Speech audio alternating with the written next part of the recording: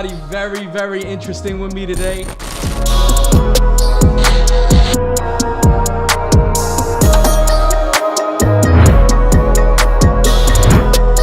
Being a hustler, I embodied the whole hustler mantra or mentality at a very, very young age. I was raised by a single mother. At the time, I was born in a very rough neighborhood, drugs, violence. You don't consider yourself a rapper. You consider yourself a businessman. No, I don't like to put myself in a box. Right. Doctors take a lot of pride. You know, when somebody gets their doctor, they want to make sure you say doctor. Right.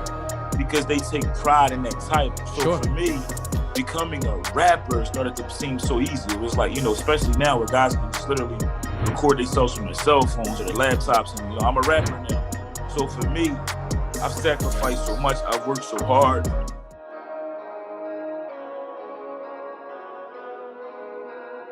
You're tuned in to another episode of the Hustle-Man Show. I got somebody very, very interesting with me today. I got a great brother, somebody I looked up to for a while, doing his thing. We met a long time ago. I got my man Pretty Tony, aka Tone Trump.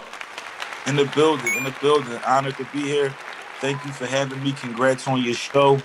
Been hearing some great things, seeing some great things, so I'm glad to be able to be a part of this. I appreciate you, bro. I appreciate you. You can't have the Hustle-Man Show without the greatest hustler alive. That's very true. You can't do that. When I saw the name of the show, it was only appropriate. You know what I mean? You got to have the greatest hustler alive on the Hustle-Man Show. I appreciate you, bro. I hit you. You're one of the first people I wanted to jump on, and I just want to tell you I appreciate you for that, for sure. Absolutely. I'm here, bro. Yeah. So you've I don't know if you got an opportunity to check out any of the episodes or not, but you understand the premise of the show. The show is really about highlighting people's stories, highlighting their struggle, how they started, how they got to where they got. There's a lot of people looking at people like you for inspiration. I'm sure you're dealing with them every day on Instagram. So I really want to peel back those layers and really learn who you are as a person, right? Absolutely. And I think that's a show that people would tune in for. That's a show that they would want to listen to, right? Absolutely. So before you were the greatest hustler alive, and I say that, and I say that with a smile, but the reality of it is, if you Google the greatest hustler alive, the man shows up. So if you convince Google that you can do it, it has to be pretty damn accurate, right? So man, that's one of the things I tell everybody. I say, y'all believe everything else on Google. Don't stop believing them now. So, absolutely. To be able to, to be Googleable for such a, an honor, when you say greatest hustler alive, and, the first things that come up is Tone Trump. I like to believe I earned that, blood, sweat, and prayers. So I take a lot of pride in that. Absolutely. So let me start right here. You decide to go into the music industry, right? Uh-huh. Yes, sir. How does that transpire? Like, take me through who you are and how old are you, and when do you become somebody that really prides themselves on their hustle? At what point in your life does that start? When does that transition in your life start? Honestly, for me, being a hustler, I embodied the whole hustler mantra or mentality at a very, very young age. I was raised by a single mother, and at the time, I was born in a very rough neighborhood. Drugs, violence, a lot of different things going on in my neighborhood. I'm gonna tell you, my neighborhood was so wicked that I never forget in 5th grade, over the loudspeaker, the teacher, the principal, whoever had announced, they would have like the outro for the day. Kids have a good day. Follow instructions, get your work done. And they had a special announcement to not walk through 49th and Hoop Street, which was the block I lived on. So imagine, psychologically, when, you don't think about it much when you're that young. But when I look back at it now, think about psychologically, being from an area where they're telling you don't walk through that block. I lived at 4933 Hoop Street, and they basically was like, don't walk through Hoop Street. So at about, at that young age in 4th, 5th grade, my mother had said to me, and I don't even know how serious she was, but she told me, I was the man of the house. She was a single mother. You know, I was the oldest boy, so it was like that was my job, and I took it very serious. So I literally have been hustling, you know, with a purpose. You know, hustling for a reason, not for a season. Since you know, I'm talking 9, 10 years old, and I took hustling very, very serious. It's something that I take pride in, and you know, even recreating the word, because where I come from, the word hustling was seen as something, you know, negative. Right.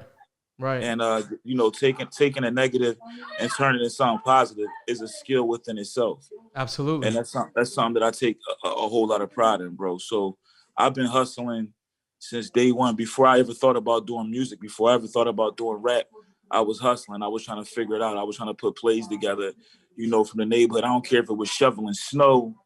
You know, I would always take everything to an extreme. You know what I'm saying? So it was like that was my thing. And always trying to think outside the box. I think that's something that's very, very important. That's dope. I know just based on our conversations, even me and you talking, you don't consider yourself a rapper. You consider yourself a businessman. No, I don't like to put myself in a box. Right. And you know, certain things, you know, it's like doctors take a lot of pride. You know, when somebody gets their doctor and they want to make sure you say doctor. Right. Because they take pride in that title. So sure. For me, becoming a rapper started to seem so easy. It was like, you know, especially now where guys can just literally record themselves from their cell phones or their laptops. And, you know, I'm a rapper now. So for me, I've sacrificed so much. I've worked so hard.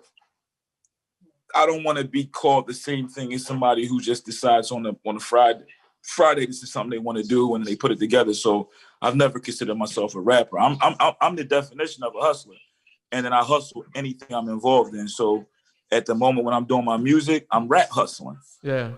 But I can, you know, I do so many different things. I have so many different businesses. I have so many things that I'm invested in, whether it's sweat equity, whether it's money, different things that I've built from the ground up, like I said, by the permission of the law only, because where I come from, I mean, when we start talking about numbers and odds and different things like that, you know, I've done things, you know, I didn't have an example to go by. Nobody from my neighborhood, nobody from my block ever attempted to really do some of the things I'm doing. So I didn't really have a blueprint to do this. So, you know, experience is the best teacher. You know, you can't Google experience. You know what I'm saying? So for me, it was about learning this and I've been hustling, man. Like people have no clue. Like when we talk about hustling, bro, the sacrifices, I look at some of the things these guys call hustling now. And I'm like, y'all call that hustling. Like they've made it where you can really run your label, your business from the comfort of your phone. Sure. You know, I'm a guy who would get, you know, coming up in this game, I was, you know, I done took, you know, long trips, long drives just to chase my dreams. Sometimes you break even. Sometimes you don't make any profit. And I remember taking those trips and still coming back with a smile because I knew I was building brick by brick. I was building the foundations of my business. That's dope. Know, being the only artist from Philly who was, you know, willing to get up and, you know, get in a rental and drive to Minnesota for a show. You know, drive to Wisconsin. I'm talking about, you know, putting it in the GPS and I say, how far are we away? And we look up and we got a 22-hour drive. Crazy. You know what I mean? And it wasn't to go make a whole bunch of money, but it was about building a brand, building a brand and being able to go back and go back and go back. I did a show years and years ago in Martinsburg, West Virginia. I took a shot. This was a coal miner's town. Nobody went out there. I went out there one day, did a show. About 100 people showed up, which was a lot for that area, you know, and they loved me and it birthed a relationship that I wound up doing probably 50 shows in that city from that one show. That's dope. And every time it got bigger and bigger and bigger. And then I would bring other artists, you know, Freeway and Beans and different people. And I opened up and made that market mine. I made them feel a part of what I was doing in my movement. And that's one of the things I've always done. You know what I mean? Like I grow with my fans, I grow with my supporters. And the people that support Tone Trump, no, I don't even really call them fans. Like they've really become my family, you know. So whatever I drop, they support it all the way around the board, you know. And I'm honored and I'm grateful for that. So these are things that you talk about, and I've actually seen them in practice. I seen them in practice when me and you first really got to know each other, and and we were doing your merch, and I remember just, you know, asking you a question. I remember sitting in a conference area and just asking you a question. I said, you know, do you think that people are really gonna bang with this on the level? And you were like, man, I don't got the biggest fans. I don't got the most amount of fans. I got the best fans. I got the best family. And and at the time, I really didn't understand the complexity of what you were saying. Yo, I tell that story all the time too. Yeah, I said but my business partner said to me, man, are you sure? yeah, They, I didn't ask you, are you sure after that ever again? and no, and not only that, but I never forget one of the best calls you ever gave me is you called me about like the hour after we did our first drop, and you Yeah, were like, yo, you know your stuff, you know your people, they're going crazy, yeah, yeah, and I but felt great about that. It takes somebody that really understands it to respect somebody else that does, right? So Absolutely. when you know your market, when you know your people, it don't cost me anything to give you yours. You know what I'm saying? That's right. That's So right. I want to take a step back a little bit further than that, Mm-hmm. because I know that I've seen you hustle, bro. You hustle beard oil. I've seen you with bottles of water, bro, like with your label on it. I seen Right. merchandise. I mean, Right. books. I mean, you've been in a film. You've been in the movie Creed. You got Right. major label deals with record labels, not just Right. independent stuff. You've done Right. albums with people like CeeLo. You know what I'm saying? Absolutely. If we're gonna name drop, Absolutely. we got to name drop the correct people, right? So That's right. I feel like there's no question about that for me. That's why I wanted to have you on here. It wasn't just like getting another person on the mic and bringing them on the show. I want to have you on here because you're one of the people that embodies that hustler mentality. So I appreciate that. no, for sure, for sure. So you're 5, 6 years old. You grow up in a household where your mom is she's taking care of you, and she's telling you, Absolutely. she tells you, yo, you got to be the man of the house. Right. That just the way you even speak, the tone in your voice, that hit different. I can see that hit different. So Absolutely. So what do you like? Take me through the next few years of your life, and what are like defining like that's a defining moment for you. I can tell. Mm-hmm. What is the next defining moment for you growing up? What was the next milestone for you in life? If you could think back to that time. I think when I think back to that time, one of the things I knew early on in my life is, for lack of a better term, is I knew I didn't want to live regular. I didn't want to be regular. I wanted to be a star. I wanted to be a boss. Even though I probably didn't know the words to equate with that, I just knew I wanted to be a boss. I knew everybody that I admired, what I thought the definition of being like what a man was, the examples I had in my immediate neighborhood, the people that I thought like, yo, he's the man, or yo, he's fly, or yo, he's this. These dudes were all bosses and leaders. And to be perfectly honest, in the neighborhood I grew up in, a lot of those examples were people who were doing things that weren't legal. Right. So I went through a stage in my life where, I had to make a decision. I didn't have any examples of anybody that was like a dentist. Sure. Or like a teacher or a firefighter. That just wasn't in my neighborhood. So it was a thin line. It was like you had the dope boys who looked like they were doing great things. When I think about the cars they were driving, the type of women they had, and then you had the people that, like we kind of looked at like, sad to say, but we were brainwashed into believing like that the working man was a sucker, or that, having a regular job. Now, of course, now I know that that's all myths. Absolutely. And those are all recipes for disasters. But you're talking about a child at the time who was looking, and I'm seeing guys, growing up, the different people I seen, with the dope jewelry, with the Gucci sneakers on, going to Atlantic City, getting the Gucci sneakers back in the day, or dudes getting custom fits, you know what I'm saying? So it's like when I was seeing that, I wanted all of that stuff, and I really felt like the only way to get it was how they got it. Sure, you wanted to not to cut you off, but you wanted to emulate what you saw, and that was your environment, bro. It wasn't middle America, suburbia, where you have people next to you that own plumbing businesses that were multi-million-dollar plumbing business. You have people in your environment that what you viewed growing up in a single parent household. These people were the bosses of the neighborhood.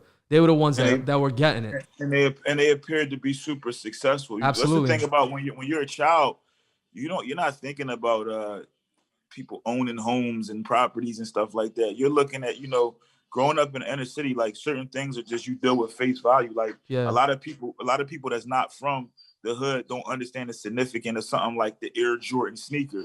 Like it wasn't just about Michael Jordan in the hood. It was that was equated with success because the price point was so high that if you had those Jordans on, like when we was coming up, it wasn't like sneakerheads now. We didn't know the number of it and all that stuff like that. It was just, it wasn't like, yo, I got to get the 11s or I got to get the, nobody knew. We had our own names for each Jordans. Like we called different, like the 3s would be the Spike Lees because of the scene and Do the Right Thing. You know what I mean? The 11s was just called the Patent Levers. You know what I mean? We had different, we had different names, but we equated that with success. And when, as you get older now and you learn and different things like that, you realize once again, like a lot of things, and I don't want to sound like the old guy who's looking down now, but it'd be like a lot of that stuff was just whack. And we just didn't know no better. You know what I'm saying? Like, we literally were risking our life and our freedom, for a pair of sneaks, man. You know what I mean? Or for some Get Fresh or some wavy outfits. And it's crazy when you think about it. And that's why now I try to use my platform, not to be preachy, but they kind of just, guide these guys, even with interviews like this, showing the intellect, showing the different ways, showing the ways to flip, showing the ways where you can, do these things in a positive way without risking your life and freedom and, achieving and striving, because I'm somebody that used to hustle for sneaks. I went from hustling for sneaks to having my own sneaker. That's dope. You know what I'm saying? So it's like, a lot of the things I do, everything I do is with a purpose, is well thought out. And that's just a fact, bro. So you move through the rest, a few years of your life where you're trying to get it, whichever way you're trying to get it. At what? Right. I was getting it how I lived. Yeah, exactly. So at what point do you think to yourself, I gotta move on with my life, man. I gotta move into something that's gonna make me the type of person that I can see that's gonna have longevity in life. Well, one of the things I'm a perfectionist. I strive for greatness, and I realized I wasn't great at the things in the streets. I realized I wasn't going to ever be a great drug dealer. You know what I mean? The way, my heart, my compassion, the different things, the different things that goes into that. You know what I'm saying? Because it's like, in order to be a successful drug dealer, you can't have compassion. Absolutely. You can't have a heart. You got to be heartless. And that's not who I was. That's not how I was raised. That's not who I was. And that's never who I was. So in realizing that, I was just coming up with different things. So it's like, like just any kid, you got the hoop dreams and all that stuff. And then you realize that's not it. So a lot of it was trial and error. And the thing that attracted me to music the most was seeing people from where I'm from make it, quote unquote, and have success. It's nothing like, seeing my bro in the magazine. It's like, wait a minute, it's the same magazine we've been reading and cutting pictures out of it. Now they writing about my brother, somebody I know. And it goes, that inspiration is priceless because it's nothing like, like when you seeing somebody make it from where you from, you hearing somebody rap about things you know about, or rap about you, and rap about your life, and rap about streets So it's like, when I'm growing up, when you listening to Wu-Tang, Shaolin was like another planet to me. Sure. It's like, I don't know that. But when I'm hearing, Freeway and these guys from Philly rap about blocks I know, events I know about, restaurants I know about, stuff like that, it becomes real. And it urged me to want to tell my story, my lifestyle. And I felt like I could do it and do my thing. And when I first came into it, I didn't know anything. I couldn't rap at all. How old were you? I wasn't good. I really started to pursue it. I want to say like early 20s, probably, like, real early 20s. Like, I wasn't like no lifer. I wasn't the dude battling at the lunch table and that stuff. Like, that's why I said I'm such a hustler. I adapt to everything I do. And like, I literally one day was just like, oh man, I'm a rap. Yeah. And then it's crazy. Like, it's like literally 2 weeks later, I got a full page article in the Philadelphia Daily News about how dope of a rapper I am. And it all goes back to my hustle, bro. I was taking handwritten letters to the Philadelphia Daily News. One day I had, out of craziest story ever is I was reading a Source magazine, and I would always see who was written by. I was big on credits. So it said written by Damon C. Williams. I realized that was the same Damon C. Williams who was writing for the Philadelphia Daily News entertainment section. So I was going down there every day, writing handwritten letters like, yo, you got it. Yo, you don't know about Tone Trump. Yo, this dude is so dope. Why you, Tone Trump. Never forget it. One day I get a call. I was leaving my number. Damon C. Williams calls my phone. Wow. Trying to, me not knowing the game, trying to be a big shot. I'm like, yeah, this is manager, whoop, whoop. Yeah, I'm going to talk to him. He said, yo, man, we want to talk to him. Bring the music, whoop, whoop. At this time, I literally had like 2 freestyles recorded. Right. You know what I'm saying? Right. So I go down there, I do the interview. I've always been a great talker. Dame loved the interview. He literally didn't hear one bar from me and wrote up this article about any hot mixtapes in Philadelphia. You have to include Tone. I didn't even have That's a title. crazy. I called it the best of Tone Trump. I had 2 to 4 songs done. And that made it real. It was so funny because like when the paper came out, everybody's like, yo, you rap? And I'm like, yeah, I rap now. You know what I mean? Like, Yeah. these my close people. They didn't Yeah. even know I was like even playing with it. But seeing myself in the Daily News, my mom being proud, it was like, yo, this is what I'm going to do now. And I just kept striving. And, you know, years later, you know, the accomplishments, I mean, mashallah, I just thank Allah. I've been blessed, man. Like, you know what I mean, to be, you know, to build a globally, you know, respected brand, you know, worldwide. You know what I mean? Like, I've done shows out the country, and all from just starting with a dream. You know what I mean? So it's like I'm living proof of what prayer and hustle can obviously, you know, lead you to. Absolutely. So you said something pretty interesting. You felt like rap was a delivery mechanism for you to shift into different gear. I felt like it was something I can do, that I could be myself. Like I was seeing dudes around me, you know, different dudes in Philly was getting deals and stuff like that. And I was just like, yo, man, I feel like if I learn how to rap, I got all the other stuff figured out. If I learn how to rap, I put these raps together, man, I could do this. And I just kept building, man. I was talking, you know, I got a reaction right away because I was, you know, this is around the time where rap DVDs were real big. So I basically, any camera that would come on, I was flamboyant, I was controversial, I was dissing people that people would never think about dissing. I was just saying the most radical things, and it was bringing me a lot of attention. But the music wasn't there. The music wasn't good. The music wasn't ready. But what happened is I got better and better and better and better. And I was, you know, I'm a real dude. So my relationships and different things like that. And it's just, I'm telling you, bro, nobody's story is like mine. Nobody has done it from the muscle to the level I've done it. When people really understand, you know, each relationship I've brokered, you know, it's never been done like this, especially coming from where I come from. Being from Philadelphia, you know, you hear people all the time say, man, you can make it from here, you can make it anywhere. But in Philadelphia, that is so true that nobody can even imagine. Philadelphia is a rough spot, bro, like in any way you could think of. So I take even an extra sense of pride knowing that, you know, making it up out of this jungle, you know, it's an honor. It's a complete honor, and I don't take it for granted. Absolutely. So you get this, you basically you talk your way into a write-up. You hustled your way into a write-up. This guy writes you up, and now you're in the papers, you're getting notoriety. And the people around you are seeing it, and you're seeing it, and being the guy that you are, because I got to know you, I know that sparks a new avenue of thought for you. I went crazy. Absolutely. Because now I got a little bit of something. You got a little burn. Yeah, it's like, oh, you don't know who I am? Like I'm in the, you know, sure. This is a big deal. This is the Philadelphia Daily News, and sure. this is pre like everybody getting everything off their phone. Sure. This is when like street dudes, everybody bought the paper in the morning. That's where you went to go get the content. Right. That's where you had to go. So it's like I've just always I don't believe in the word luck. So I don't ever say nothing is luck. So I just always been blessed, man, like and highly favored that these situations would come.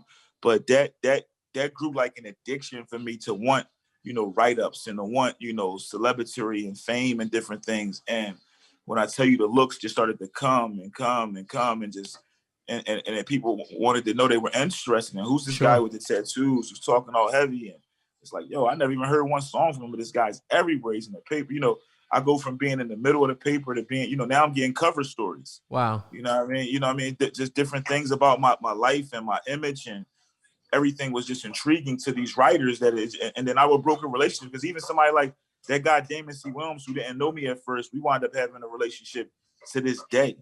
You know what I'm saying? Like, so, you know, now this is a guy who, like I said, was writing for all these different publications, different magazines, websites, and this was all beneficial to me because he's writing about Tone Trump. Because even when he realized, I wound up telling him the story, and he was like, wow. It was like, you know, he was blown away. Yeah. You know, I'm like, yo, that was me writing them letters. And it was so funny. I used to always pretend like I was this manager, and I would meet people, and they would be like, always wonder, like, oh, where's T at? Because I would always say his name was T. Yeah. So I won't forget. So like, yo, where's T, man? Good dude, man. I'm like, sometimes I'll be like, T. Oh yeah.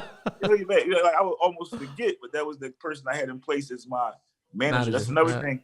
That's another thing I like to always let people know. When people talk about being self-made, like I've never had a manager throughout my whole career.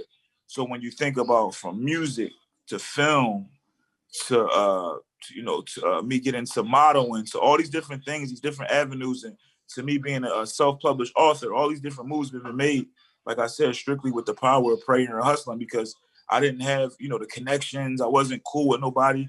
I'm not good at kissing ass. I'm not good at fake befriending people. So, it was straight up hard work. It was straight up hustling, bro. Straight up. So what's the next milestone for you? What's a point? You get that right up. You start getting a little bit of notoriety. You're leveraging that. You're leveraging that into attention. What's the next milestone for you where it's like, yo, this thing's about to take off? Like when does that happen? I think it was just an array of like press, and I had shot like a little video, and they had like a channel in Philly. It was like a public access channel, but the video show was real popular. Yeah. So like, cause like even like in jail, like in the jails, it was like because they didn't have cable, so Saturdays at like 11 at night to like 1 a.m, everybody would watch this one show, and it was like all like industry stuff, and in between all the industry stuff was this Tone Trump video. Crazy. Called Gangsters, and this video is playing every Saturday. So now I'm looking even more bigger than life, and like I said, I wound up doing a cover story with the city paper, the Philadelphia Weekly.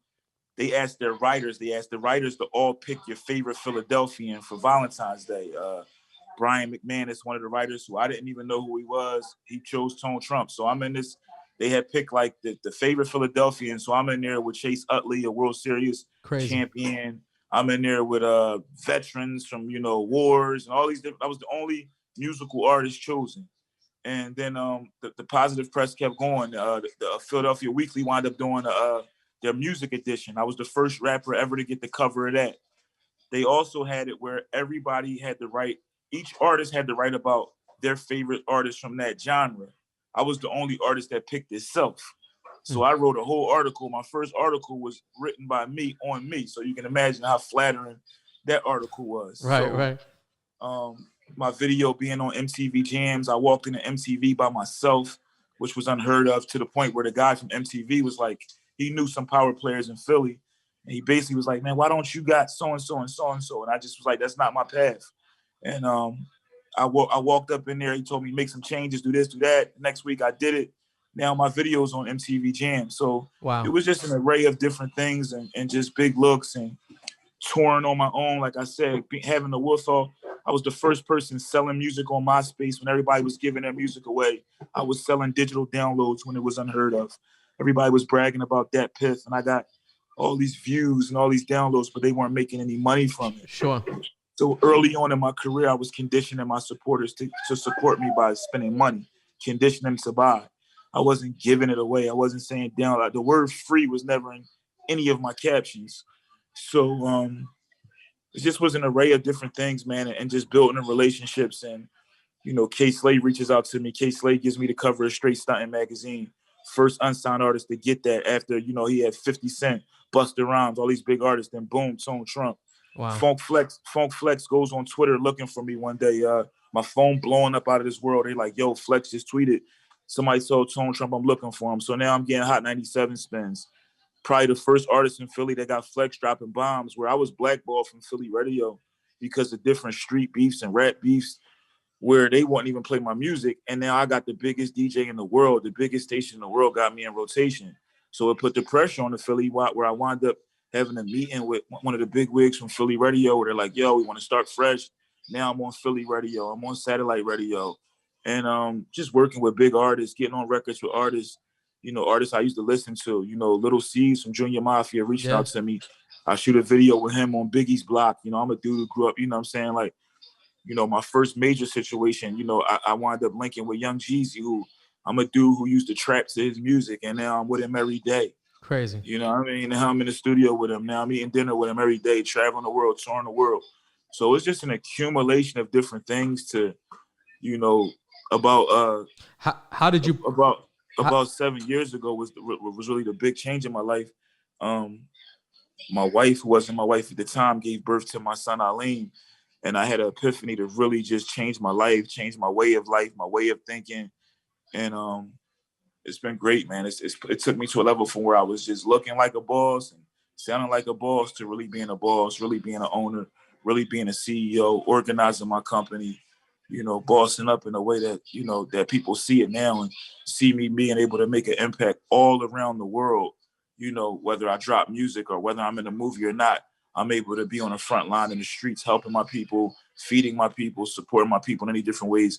And it all stems from the Tone Trump brand as a rapper. So, mashallah. Mashallah. So your spiritual kind of journey, it really starts like about 7 years ago? Absolutely. I was already Muslim. But one thing people have to understand, man, it's a difference between a Muslim and a praying Muslim. Sure. So, to be upon Shahada and to say those words, La ilaha illallah, is the most beautiful words you can say as a revert to Islam. I don't like when people say convert, because I feel like everybody's a revert, because Allah creates us all. So I feel like everybody's, people say, hey, you're a convert. No, we're all reverts, because we revert back to the truth and knowing that Allah is the one and only God. But for me, absolutely. That's why, like, if you ask my sons, my youngest boys, they'll tell you. My youngest, I tell him he's the golden child, and then my middle boy Aleem, I tell him he's my lifesaver, because he saved my life, and that's a true story. So, and having him, and his mother gave me a talk one day, just the importance of me, getting it together, getting my life together, and it hit me in a way where I was like, yo, man, I really gotta figure this out. I gotta be there. I have to take care of this child. I have to be there for this baby. And it all started with my spirituality. It started with the praying, and that just organized everything else. And it wound up making me better in every way. It made me a better artist. It made me a better man. It made me, obviously a better Muslim. And the blessings, man, they just start pouring down, man. We believe that, each trial is followed by relief. When you think things are going so bad, but you have that true iman, that true faith to believe in God and have that patience. We believe that God is with the patient. Allah is with the patient. So me learning to have that patience, is times where, you look up and you got the weight of the world on your shoulders and you don't know how you're going to get things done, but God finds that way. I plan, you plan, but Allah's plan is the best of all planners. So I just watched my life just start going in a path that was just, more fulfilling, more powerful, more inspiring. And a lot of it wasn't, like I said, it wouldn't even be my plan. It was just God taking me in different directions and me accepting those directions and me embracing it. And it has me traveling the world. It has me being an impact in ways in my community and outside my community that I never even imagined, bro. So I'm just enjoying this ride, man. I'm, in about 2 weeks, inshallah, I'll be going back to Kenya, Africa. Crazy. So if you would have told me, when I was dreaming it's all up on 54th Street, that we would be going back to Africa for a second time during the pandemic, during all the different things that's going on in this world, I would have been like, really? You know what I mean? But it's really happening, and it's all about the permission of Allah. I wanna get into that a little bit more. I remember one day you called me. You said, "Listen, we're gonna pray together. All the brothers are gonna be out in Philly, and we're gonna come pray together." And you had a bunch of brothers out there, and I remember one of the brothers saying, "I don't want Tone Trump's followers. He's gonna have the ummah mad at me online," and he was laughing. But it's kind of, you had such a pull in the Muslim community, right? On online, it's crazy, man. People really, really, they follow, but they also see you do a lot. So it's not like they see you out there, bro. They see you out there feeding people, clothing people, and we respect that. I think it's hard not to. I'm on the front line for my people, with my people, and by my people. It's like, I mean, we're better. It ain't about what you got, man. It's about what you give back. Absolutely. You know what I'm saying? And you don't have that. One misconception, a lot of people think you got to have so much to give back. You really don't. You give your time. And one of the blessings, right? One of the blessings of me being able to travel is me really understanding how blessed I am. When I was in, February, I went to the motherland, Africa, for the first time. And being in Africa and being in Wajir, I went to a place called Wajir, which, they're suffering in a lot of ways out there. And I heard the stories and testimonies of people, and it just made me just realize how truly blessed, not only that I am, that we all are, things that we take for granted. Like I met people who've never had a cell phone. Crazy. We go crazy when our phone dies, and these people have never had a cell phone. How I did met you people. how did you even get into a position where you flying to Kenya? What is the significance for you being over there? I have a general idea, but I want you to talk on that a little bit. Um, well, working hand in hand with a great organization, Muslims of the World, working with UMR, I'm representing them right now, UMR United Mission Relief, working with these great organizations as an influencer because of the brand I built up being Tone Trump. Right. And one of the things, they had a lot of different missions they were working on. For me, being somebody who's from African descent, being a black man in America, I wanted to go to the motherland, and I wanted to go to Africa and be of help if any way I could be. And the project I went out there for a mission was for cataract surgeries, which is something that's very simple to get if you're in America.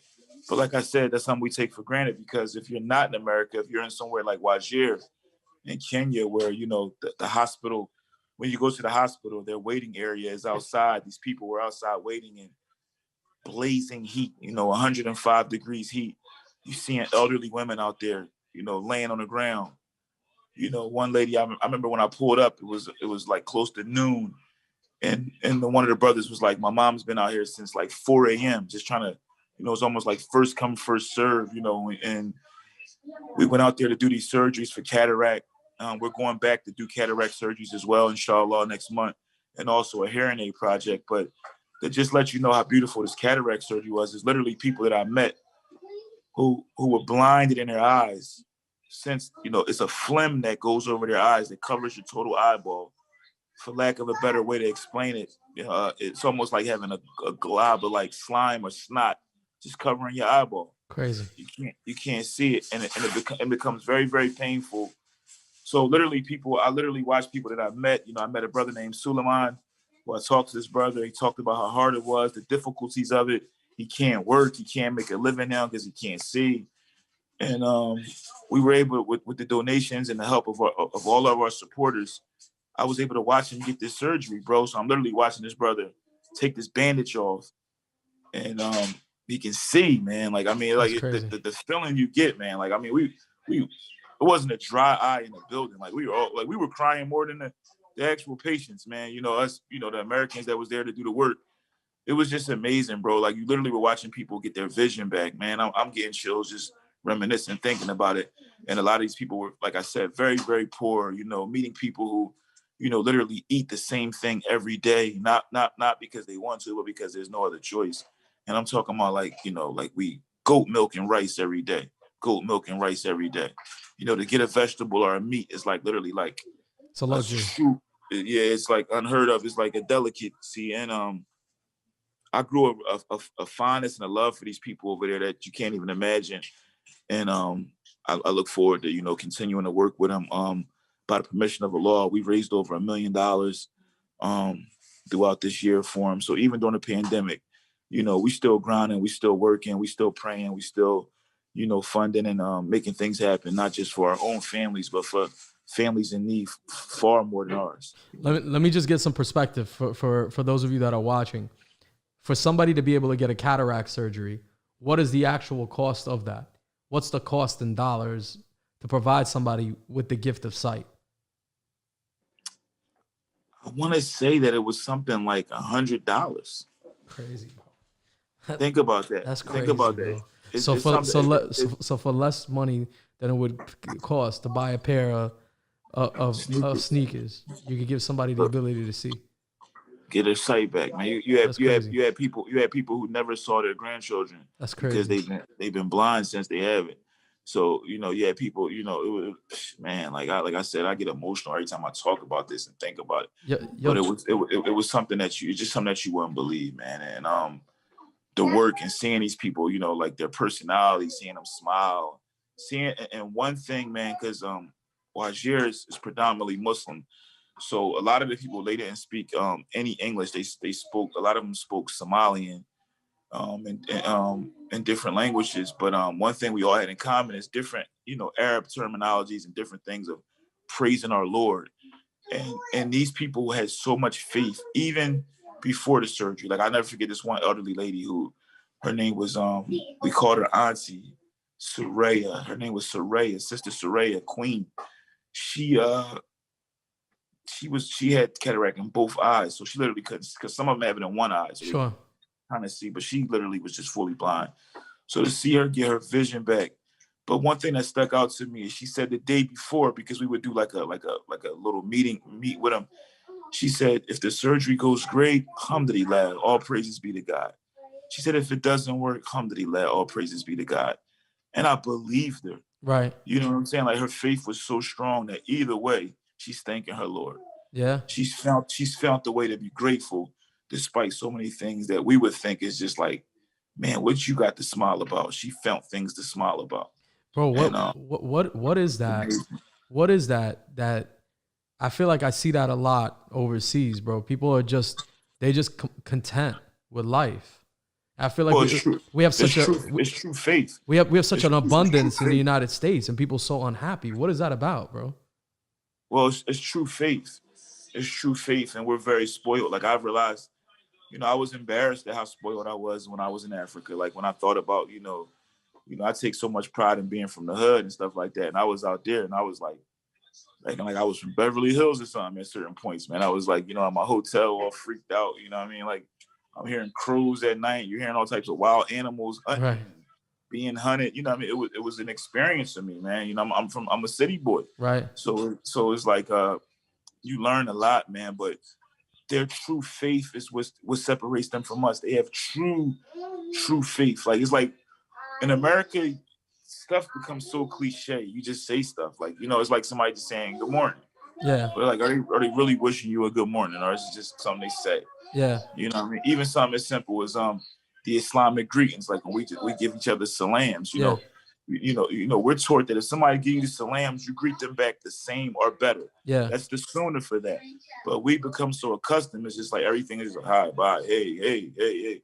But when you go into these other countries, like you said, overseas and stuff like that, they have grown to appreciate and have true faith.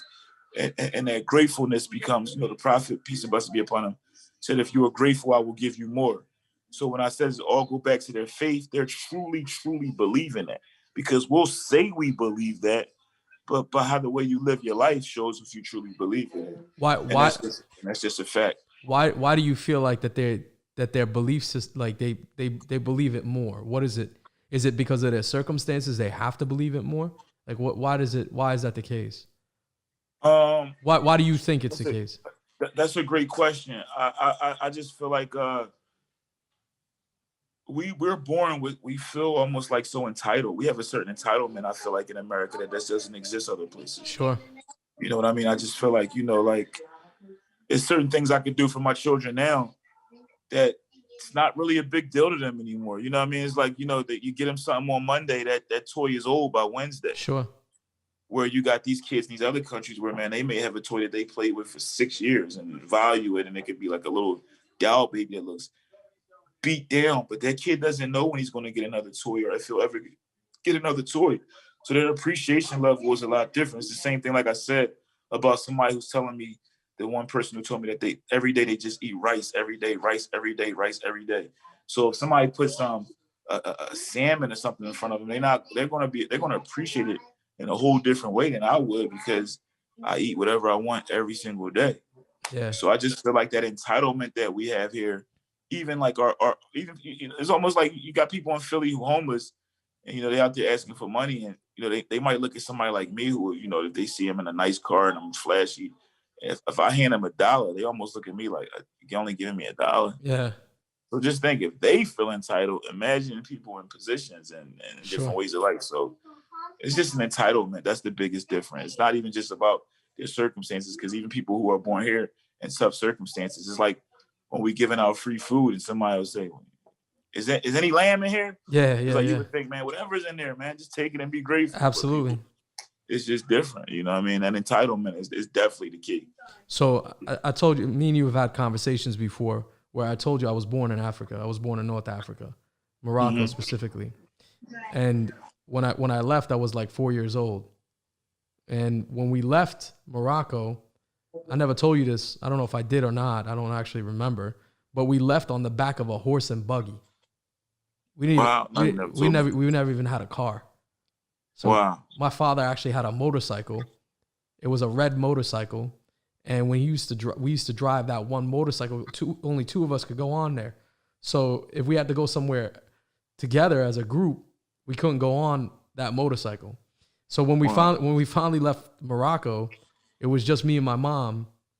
And when we got to America, I only had one toy. It was a red cat, plastic cat. Mm. Yeah. So I feel But like you remember that. You remember that toy. That's the only toy I had. Right. You understand? So it was like I remember coming to America with this one plastic red cat, and that thing meant the world to me, bro. That's right. We finally got a place to stay, and I remember walking by in Brooklyn these toy shops, and they had like all these toys outside. Like they had them little army joints that used to crawl, and they had like little the little dogs that do flips and stuff. Right. And I'm like, damn, they got a lot of toys here. This is nice. Perspective is crazy, bro. It's crazy. It's something that you really, that's what I got. I had went through that in Africa. I was like, yo, man, I was like I said, I was literally embarrassed about how spoiled I was. Yeah. I had to check myself and ask my Lord for forgiveness and just be grateful for everything that I have. And what I mean? Like I sit here now, my wife is cooking this amazing meal, and I just don't take anything for granted, man. I'm truly grateful. And like I said, the Prophet Muhammad Easmel said that if you're grateful, I'll give you more. So I try to show my gratefulness for every single thing. I don't take anything for granted. How important was that? I remember when I went back to Morocco. I went back to Morocco about 7-8 years ago, and I got a lot. After I came back, it was just like game on for me. It was completely different perspective.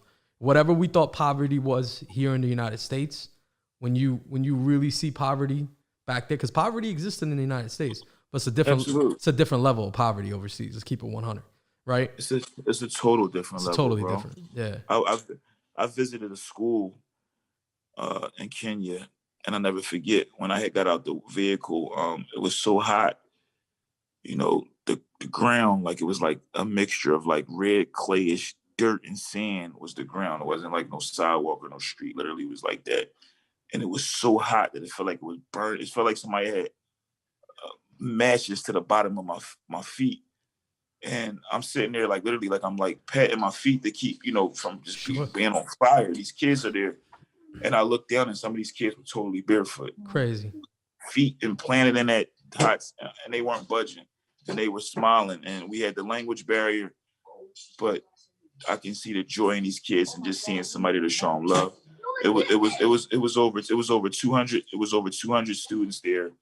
They didn't even have any teachers. The teachers were, actually killed by a terrorist group out there. Crazy. So let me tell you the craziest part. As we're talking to the kids, because of the staff going through what they went through, the kids actually go home for lunch. They literally walk home for lunch and walk back. Some of these kids got super long walks. I'm talking miles away. They go. Not only that, but on their walk, they have to also have to worry about lions, like real stuff that we can't, like wild boars, different things. Like, yeah, these are babies. Like real predators. Boars, real animals. Yeah, like literally, like, yo, one of the things we were doing, we're building a wall so it can keep out, like the wild animals. And it was just like when I was hearing that and seeing these kids, man, it was just like, it was different, bro. And I've been everywhere. I've been to every hood you could think of, from the hardest hoods in Philly to Compton to Chicago to Flint, Michigan. I've been to all of those places you can imagine. And I never seen, despair and poverty like that. And they weren't in there complaining. They weren't begging, man. These people were still smiling and still pushing on and still thanking God. And that's something that I will never forget about those people, my people. I love them. And like I said, God willing, a lot of stuff is going on now with COVID and restrictions. So, we're going through some things. So we're trying to make it happen to go back, like I said, early next month. And if given that opportunity, I can't wait to get back out there and continue this work. This is some of the most fulfilling and rewarding work I've ever been a part of. And I'm excited and I'm honored to be a part of it.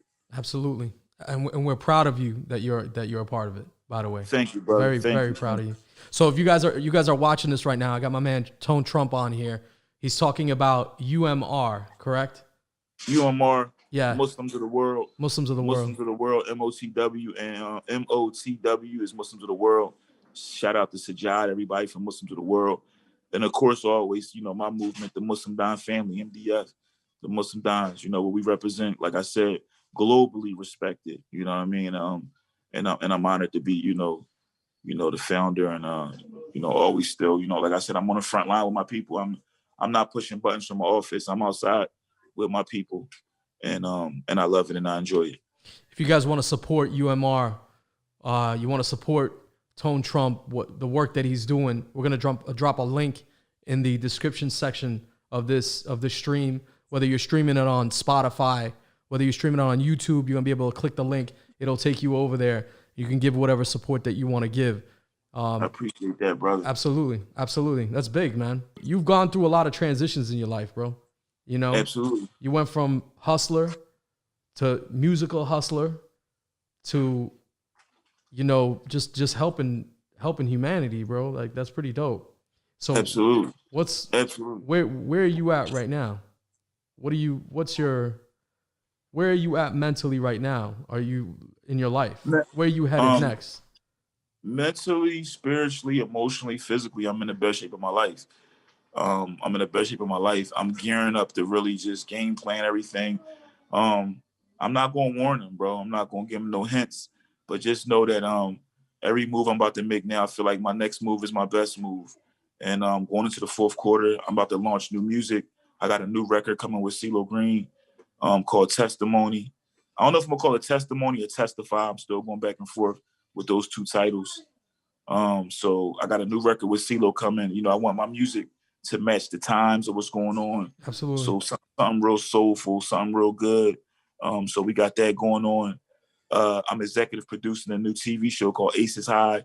I went out to Atlanta recently and filmed some scenes for episode 3. I'm also, like I said, executive producer on that. The merch, taking the merch into a whole nother level with my own denim line, Doc and Don jeans. Doing a big launch for that, inshallah, 2021. That's dope. Just a lot of different things. Developing my son, Alain the Dream.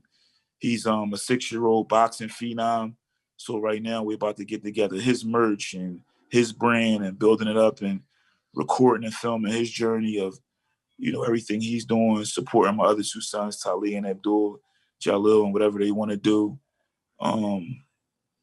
Me and my queen, we coming up, just organizing everything. It's a family business, so really just organizing everything. We got our hands in everything, bro. From things you wouldn't even imagine to the nutrition, award-winning stuff as far as medical marijuana. We put our hands in that field and out in Canada and had some great success. So we just nonstop working, nonstop grinding, nonstop building. Like I said, I co-wrote and published my first book this year, Big Halal Steppers, 7 Steps and Principles to Shine, and, just different things that I've implemented in my life and my career. Also giving you a Quranic explanation on these different things as well. Crazy. So I'm excited about that. The book is done very, very well. And I'm going to be doing courses on that, on my books as well. So just in a nutshell, bro, just taking everything to a higher level and just grinding, man. I'm excited. I feel like I'm just touching the surface of what I can do. And we're about to really take it to even higher levels now. So I'm excited. Just the Tone Trump brand, from music to films to fashion. I did New York Fashion Week this year. I walked, right before the pandemic, the last big fashion week before they shut everything down. I walked in there for a line, a really dope line. I was in GQ Middle East, which I was excited about, getting my GQ on. It's just been a lot, man. And this is all during, like I said, during the pandemic when most people had to shut down. We just redirected our energy. Mashallah, we've helped raise, like I said, close to $3 million, all going to the people. We've raised money for Lebanon, for Yemen, for Syria.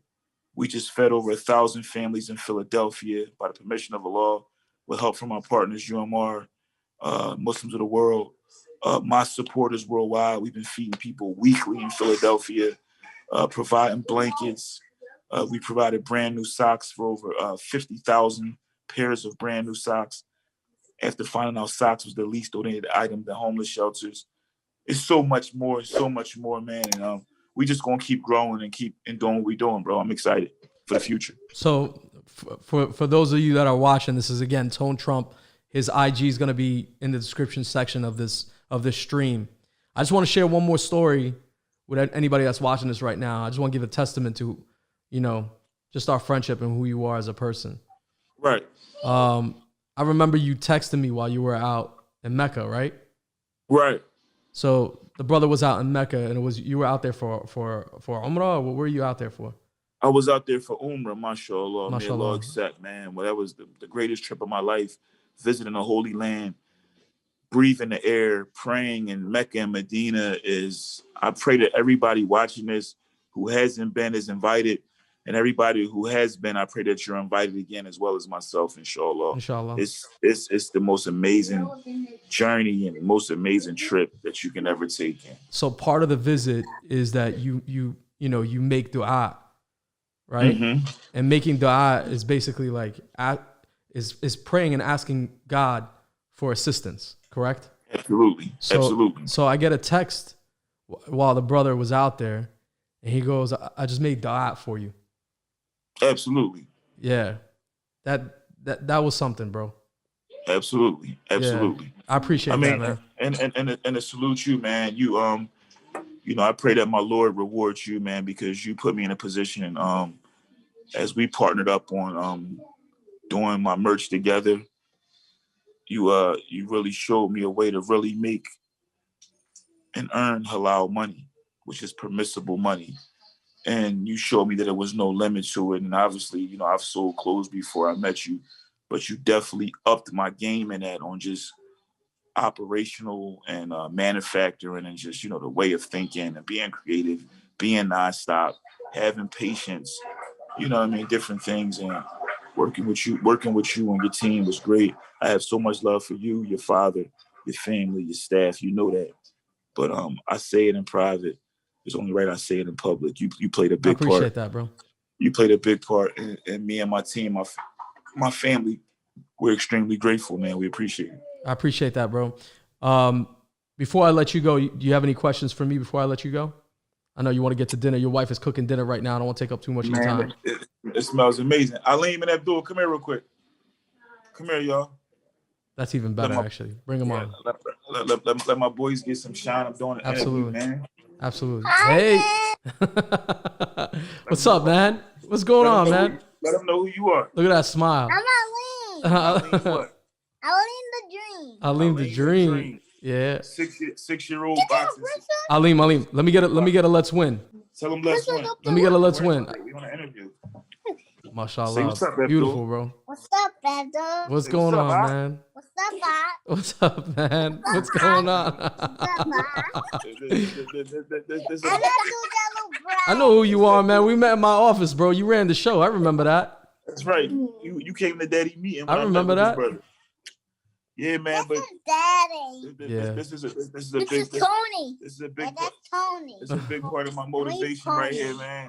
These are my business partners, and like they keeping me young, they keeping me fresh. And like I said, one of my next projects is really building up Aleem's brand. And not just for him, like it doesn't mean like it's his mom who's to my left right now. She don't want him to box. She don't want him messing up. She don't want nobody hitting her baby. So for me, it's not just about boxing. It's about just teaching him the structure, teaching him business. We're going to do his little merch. We're going to let him run his little website and stuff. Absolutely. And just getting him early. Just like when I had brought Abdul to the meeting, I tell people all the time, one of my goals was for him to be able to say, hey, I've been in meetings since I was a baby. Yeah. You know what I mean? And really mean it. And he really has done it. So this is an important part of my brand right here, the Muslim Don brand. These are the co-owners right here. And I'm proud of them. And mashallah, you blessed, bro. I love them so much. You blessed, bro. I love you. Say support my daddy. Support my daddy. That's dope. Right. That's dope. Yo, you got to bring him down next time we have another meeting. I end up seeking. Yeah. Most definitely. Yeah. Most definitely. Well, listen, I appreciate you, bro. I want to let you get down to dinner. Enjoy the rest of your night with your family. Thanks for having me, man. Absolutely. I just want to thank you, man. I look forward to building more with you, man. And I got to interview you one day, man. I want to. I got something I'm working on now. I'm gonna be doing some stuff from the live, bringing different people on, different perspectives. I may want to do like a nice round table of bosses and you'll definitely be invited. We got a lot of stuff. We got a lot more work we're gonna do, inshallah. Inshallah. You got my support. I'm not even doing press right now because we working, we cooking everything up so we can have everything for a big layout. So I want to come back and do the show, but there's no way I could tell you no, because like I said, one hand wash the other, both wash the face, and you my brother. So I appreciate gotta that, support bro. what you're doing. Send me the links when everything is edited. I'm gonna support it on my side, and just keep doing what you're doing, man. Get a family my salams and love. And for everybody listening, support everything my bro Mo is doing. I appreciate support it, bro. His stores, support his site. This brother does great business. And make sure y'all support me, the prettiest, the flyest, the dime, the greatest hustler alive. 247trump.com, the number 247trump.com. My website don't never change. Social media, all my pages are verified. If you don't see the blue check, it's not me. Tone Trump. I love y'all. Much love to everybody that's going to listen to this, man. If you listen to this, I'm going to tell you, being grateful and having patience are two of the keys in hustling, man. Be grateful and patience, man. Fear of law and nothing else, man. Support who supports you. Nothing but love for Mo, the whole Cap Swag, the whole family, the whole team, man. It's the greatest hustler alive, signing off. Love. Appreciate you, bro. Appreciate you more, bro. Keep me in the loop, man. I got your back no matter what. You know I will. All right, brother. Take it easy, love. brother. Take care. Thanks for tuning in to another episode of the Hustle-Man Show. Make sure you click that subscribe button, tap that bell. For the audio experience to Spotify and SoundCloud, links are below. To follow us on Instagram and Twitter, it's @CapSwagUSA. Remember, if business is always personal.